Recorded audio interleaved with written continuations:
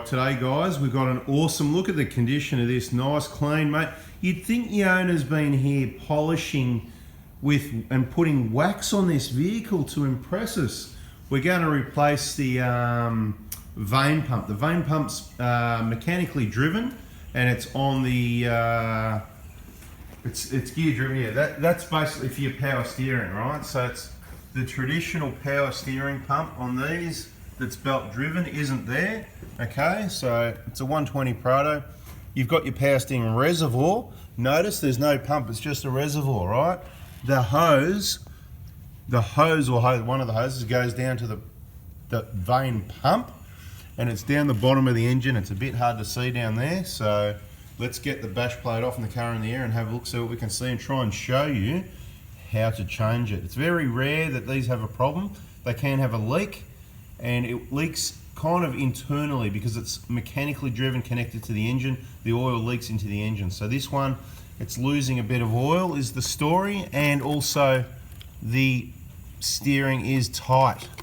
Okay, and we believe that the pump's the issue, but we certainly haven't got a lot of experience on this, so, and we don't get many opportunities, so we put the time aside to make a video to help you understand. And the other issue is where these pumps and also the vacuum pump bolts onto the engine, the O-ring, it's not a big oil leak, it's very rare, but you can get a bit of a sweat there and a very small leak. So this will include some information on how to get those out and sort out those oil leaks, and possibly the O-ring part numbers throughout the video. Sit tight. So we've got the car up on the hoist.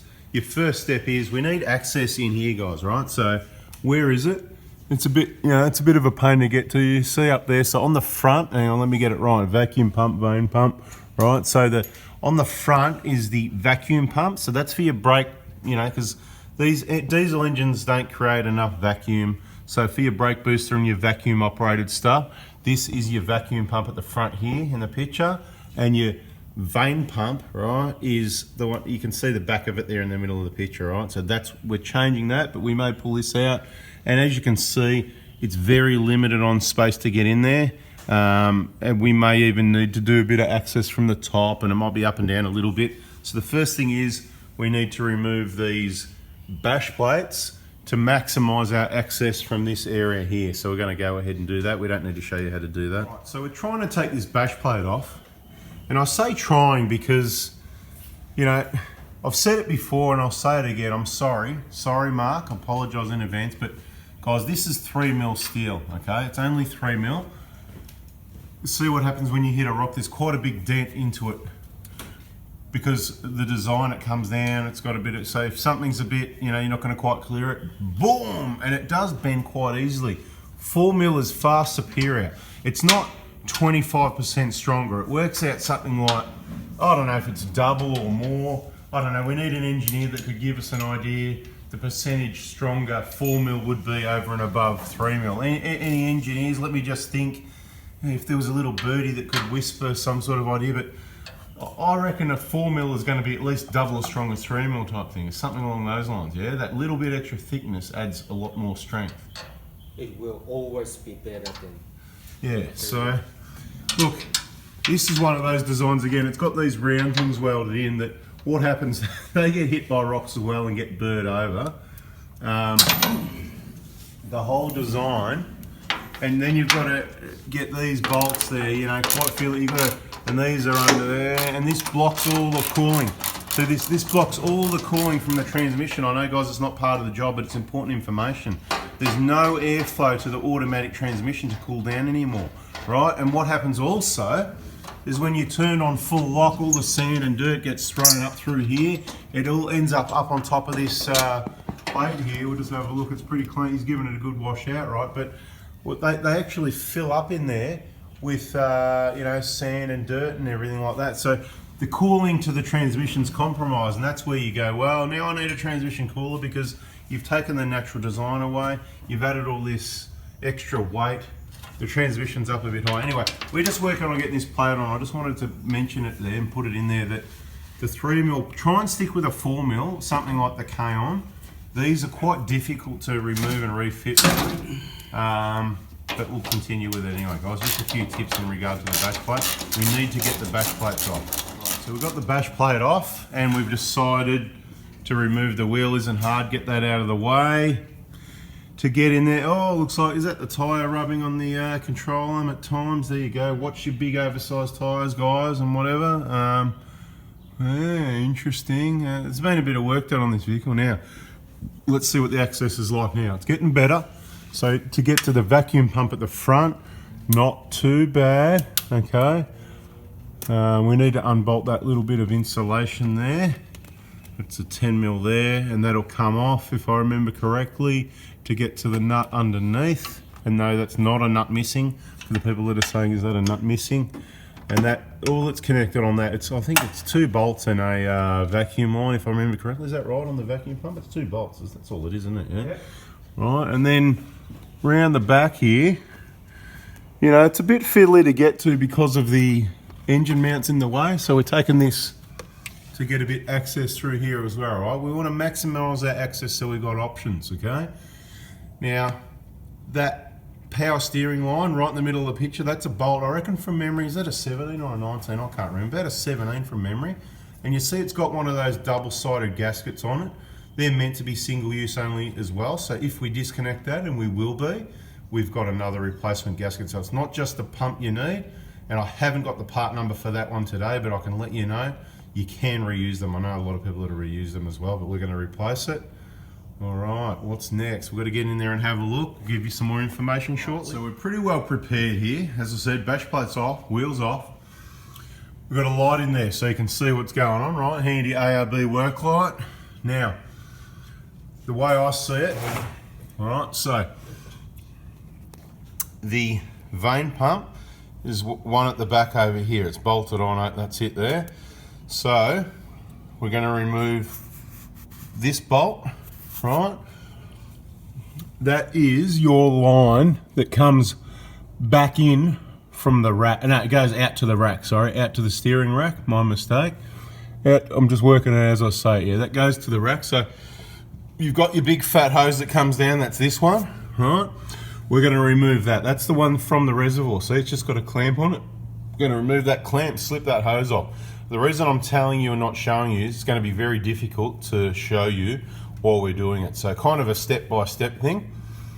Put your drain tray underneath now, remove that clamp, grab this hose, slip it off, all right? Keep it all clean if you can, put some caps and plugs and rags and stop all the mess. You don't have to clean it up afterwards.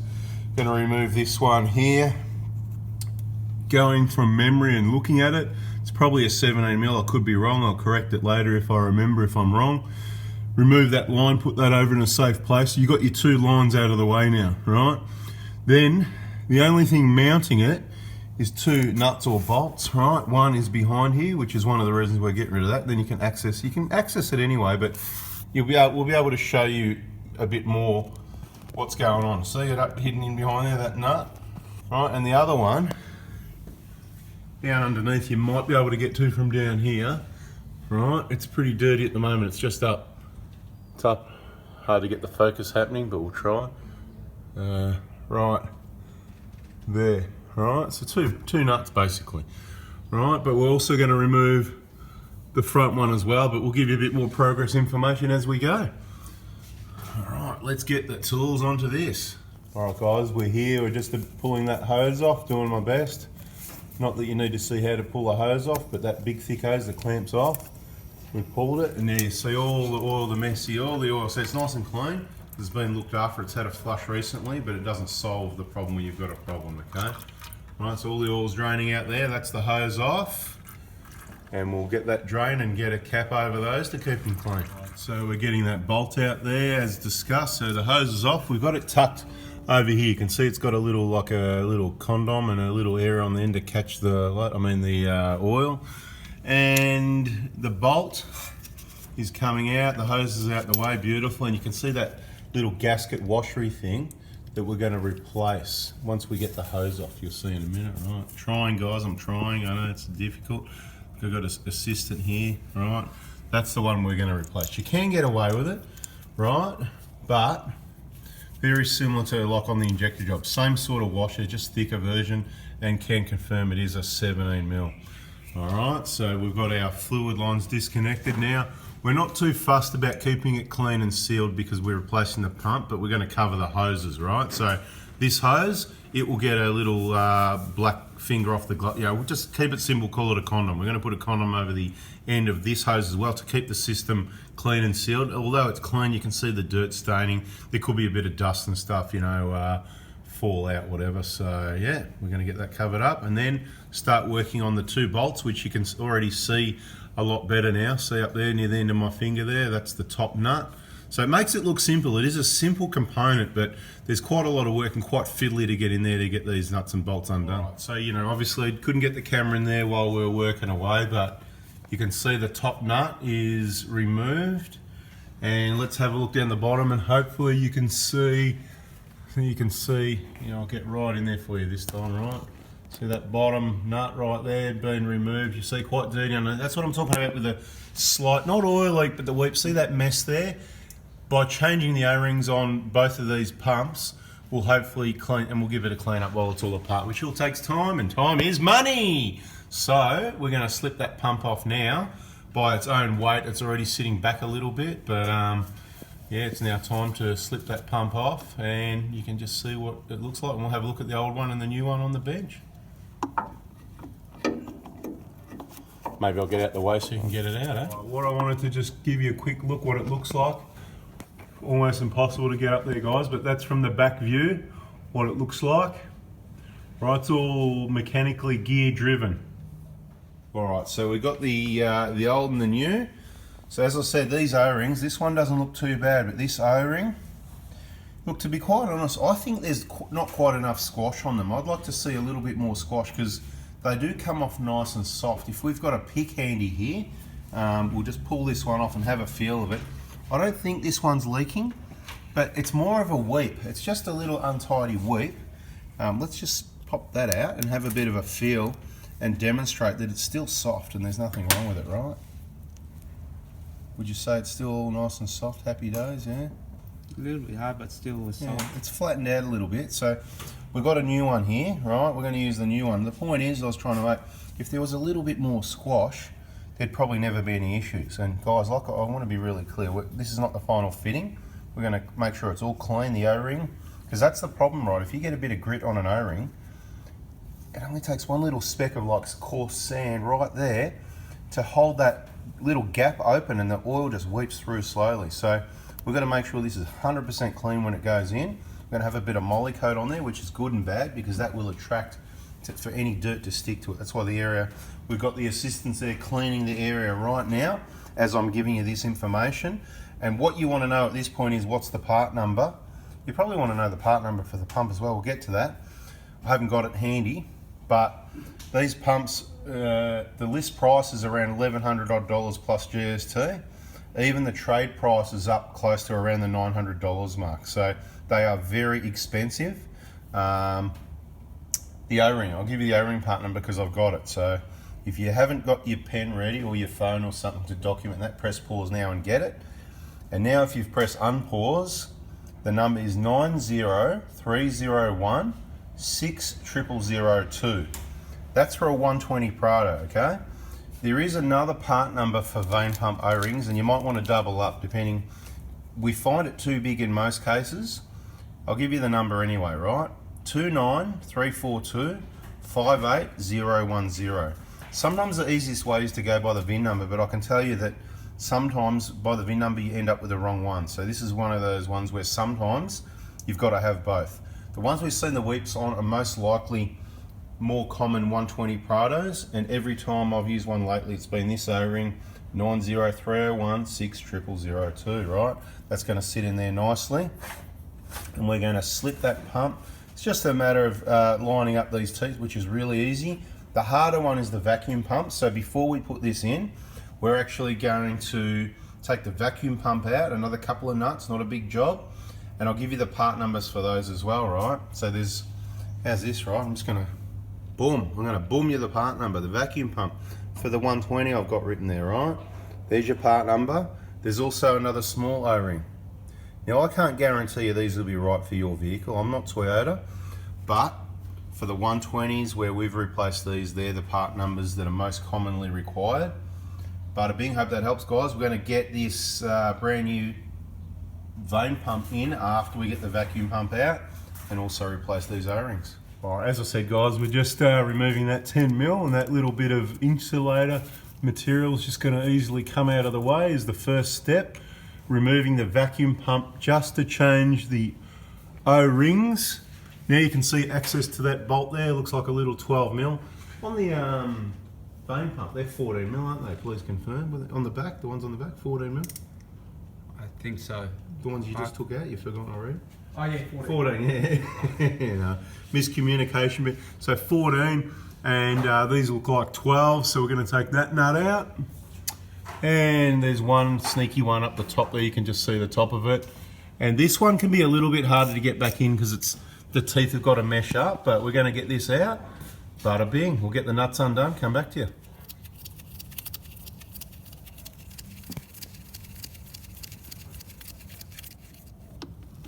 Top nut.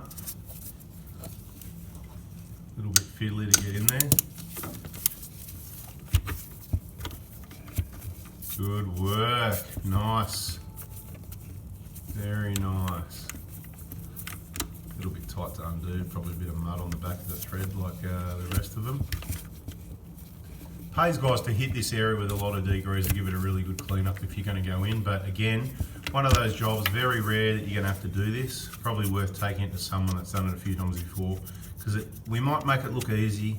It's quite fiddly to get in there. So around the side here, there's a vacuum line we've got to disconnect. We've already cracked the seal on it.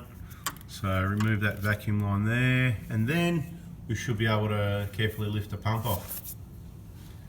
Well, vacuum pump, you know, call it a pump. You know, you know me, I'm gonna call vacuum the Vane pump, the power steering pump, the brake booster, whatever. I'll call this the brake booster because it is a brake booster, really. But it's called a vacuum pump technically. Again, a little bit harder to get in and out because it's meshing on the gears. We'll show you that in a minute, hopefully, unless I forget. And this one's got a big O-ring and a small one. We'll get it on the bench over there and show it. So now we've got the vacuum pump on the bench also. You can see where a bit of the moisture, rust and corrosion. This is why it pays to keep things clean, guys. And it's not bad, but you can see the oil stain? It has been weeping. It's only a weep, it's not a leak. You don't have to go buying parts, doing this job to replace it. But if it gets a bit worse and you've got a bit of a drip developing in the area, it's not your crankshaft seal on a 1KD. 1KDs don't leak oil, okay? They don't leak oil. Well, there might be one oil leak, you know, that little cap thing, we've told you about that. If you've missed it, watch the other videos. But here we've got two O-rings we're going to replace. So we're going to get those off. We're going to size them up. We've got some other O-rings over here. Like I said, there's always a few variables, and colors change as well, guys. Just because this is this blue this time doesn't mean it's the same blue next time. It could be blue still, different manufacturer. You know, we're talking years later. Same here with the orange. It may be orange, it may be black. There's different colors. So we're going to give this a clean up. We don't need a video of that. Get these O-rings off, size them up with the ones we've got here in stock, and yeah, that one's still, again, you can see very soft. They don't go to pieces. They're very good quality. Do you want to flip that little one as well out while you're at it? Beautiful. Let's check them out. Very squashed. All right. So just quickly, we've confirmed the sizes. It is the ones we've demonstrated previously. All right. They're a different color, but they're the correct part numbers, okay? So I said, don't worry about the color too much. Easy to think, oh, but it's orange, that one. Well, that one would probably work too, but let me just think, I reckon thickness, just going by feel here, this one feels a little bit thicker. So if you were to go, oh, I want to match up the orange, see this orange one, it's a little bit bigger, guys, it is. Anyway, I'm not gonna mix things up. Bada bing. We're going to clean up that vacuum pump that's happening right now. We're going to put these new O-rings in place, clean all the surfaces, and get it back in there. So you know what you're dealing with, I'll show you. You've got a big gaping hole in your engine now. See what I mean about gear driven? So the vacuum pump is gear driven, right, on the outside, and then the vacuum pump drives the Vane pump on the inside. Alright, so hope this one's been really educational for you. If you got something out of it so far, please go and press the thumbs up, the like button now, so we know we're giving you the right thing. Doing my best here to make the best quality videos I can. It's a bit like saying thank you. So if you're appreciating it, I would appreciate that, and we all appreciate each other, and that's awesome. And if you haven't already, subscribe and turn that bell on. The bell's next to the subscribe button, yeah? All right, let's get it all cleaned up and get these back together.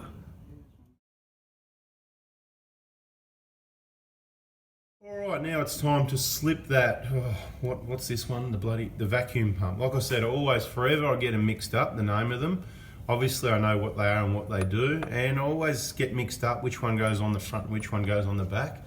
I've got to stop and think, and sometimes I can't even, you think I've seen enough of them, I'd know. I always see that vacuum line hanging off the front, so I should never forget that it's the vacuum line that goes on the front, because you always see that vacuum line near the timing cover there when you're doing the, timing belt's a big front engine job. Now the problem we got here is we need to line up the gears. So sometimes what you need to do is try and put it in, give it a wiggle. If it doesn't work, take it back out, turn it a little bit, put it back in, take it out, put it in, take it out, because it's a matter of a bit of a wiggle there. And you can't force anything, and when it's ready, it's just going to pop in. And it's not popping in yet, so we could be sitting here for quite a amount of time, so there's no point videoing this. What I'm going to say to you is, if it doesn't go in, don't force it. The teeth aren't lined up, just pull it back, get your finger in the gap there, just spin the pump just a little bit. You don't have to turn it a lot, just a millimetre at a time until it slots in, and eventually you're going to get lucky. Just like half a millimetre at a time. Oh, look at that. I reckon you're getting lucky. Look at that, a bit of a wiggle there, and I reckon it's going to go the rest of the way. Maybe. Remember guys, I'm just going to say it one more time, never force anything, right? Just got to give it a wiggle, give it a turn, just be patient. We'll bring it into the experts.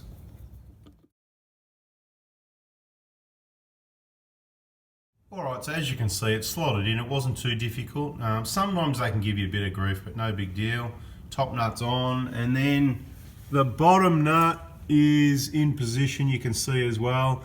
The torque setting on that is 3 zillion Newton meters. No, just joking. Look, I don't know what it is. It's just nicely, guys. You can look it up if you like. We're just gonna, use our decades of experience, and these sorts of things, we just nip them up nicely. If you're not in the trade and you haven't got that experience, you should probably look up the torque spec. I don't know what it is. And we're gonna reconnect the vacuum line. Put that little insulator back in front and the little 10mm.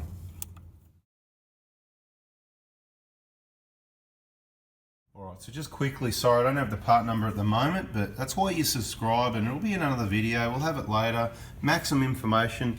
That's that other little gasket. You can see there's some sort of scratch marks, and it's been squashed down before. That's why you just replace it with a new one. They're only a few bucks, and it guarantees no leaks. We're doing all these O-rings, all these seals. Let's get this Vane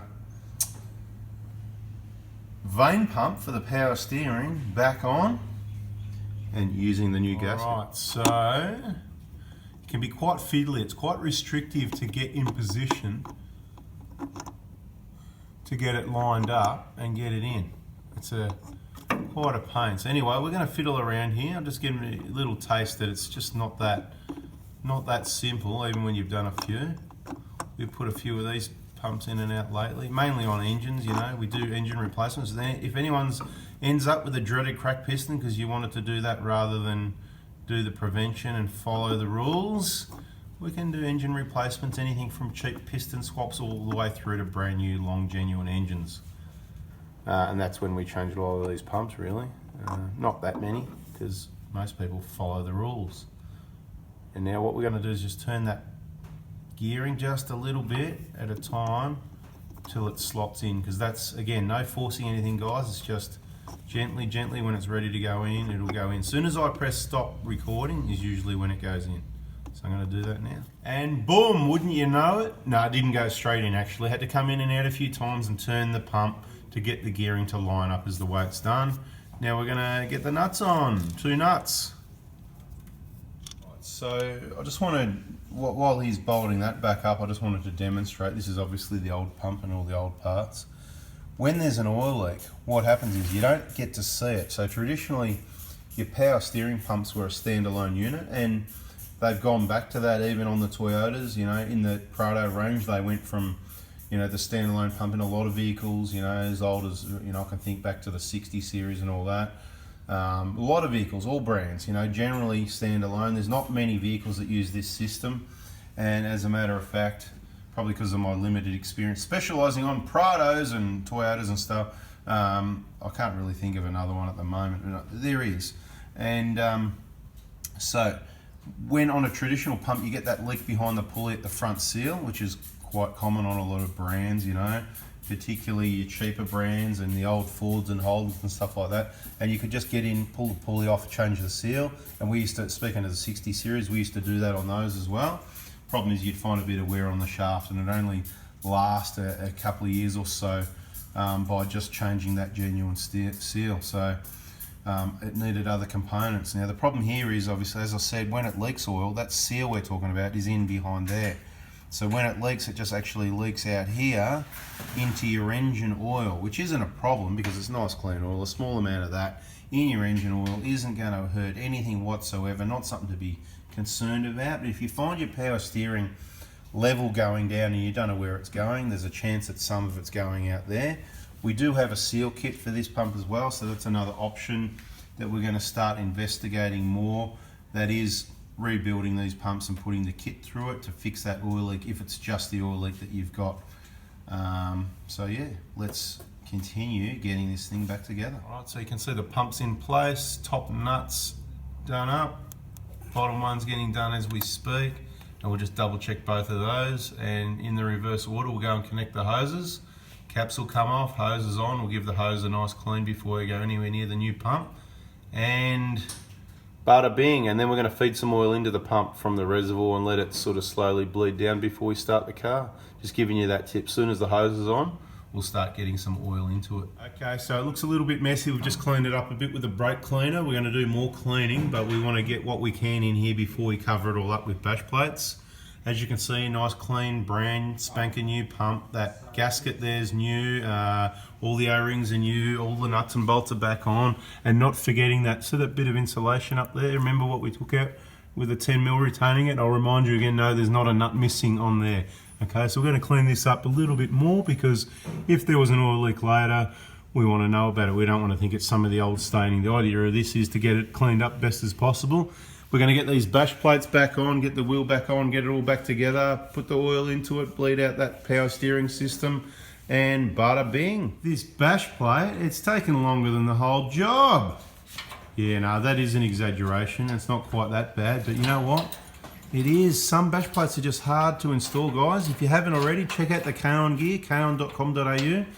Nice solid bash plates that don't get easily bent, and all the nuts and bolts. Because things aren't bent, it's a really good design. They're protected and hidden away behind the plate. You have to see it to understand. Obviously, I can't show you one here on this vehicle that hasn't got one. But I'll tell you what, I know what he'll be putting on this next.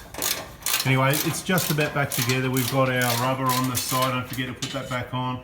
Bash plate's going back on. The wheel's yet to go on. We're getting there. Yeah, we're still putting this bash plate on.